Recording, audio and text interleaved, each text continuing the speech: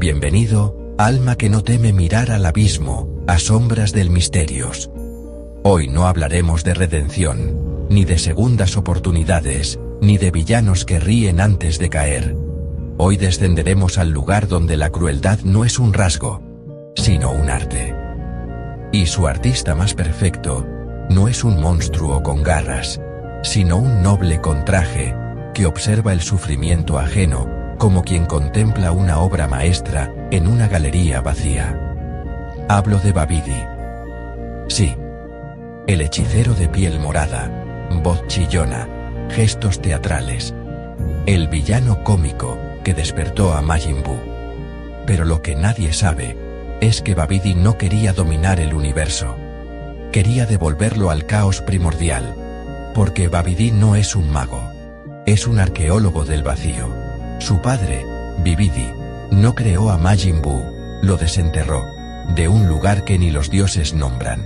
La tumba de los universos muertos. Allí, en una dimensión entre el tiempo y la nada, descansaban los restos de realidades que colapsaron por exceso de bondad. Sí. La bondad puede matar un universo. Cuando un mundo se vuelve demasiado pacífico, demasiado compasivo, demasiado perfecto, su energía se estanca y se pudre. De esa podredumbre nació Majin Buu.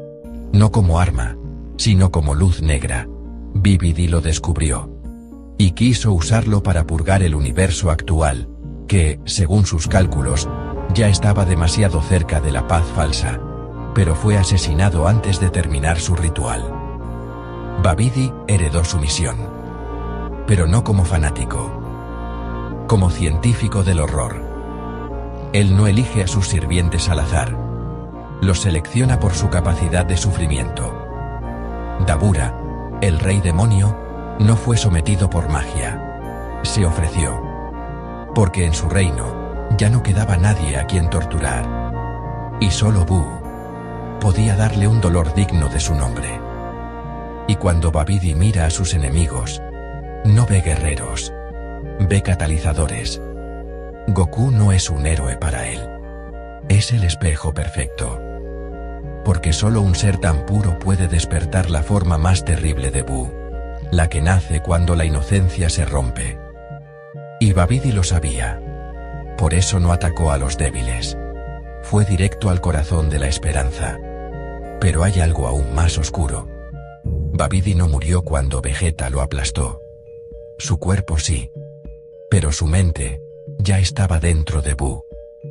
Porque antes de morir, realizó el último rito de su clan. Transferir su conciencia al caos que adora. Y desde entonces, cada vez que Buu se transforma, es Babidi quien decide qué forma tomará el horror. ¿Por qué Buu se volvió gordo y juguetón?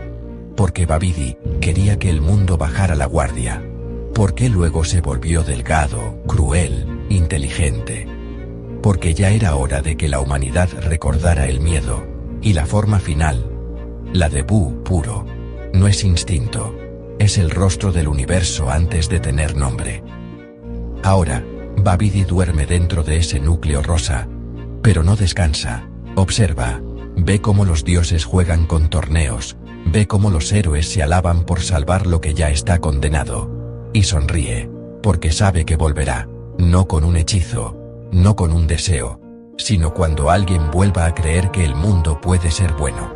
Porque en ese instante, el caos despertará, y Babidi será su sacerdote.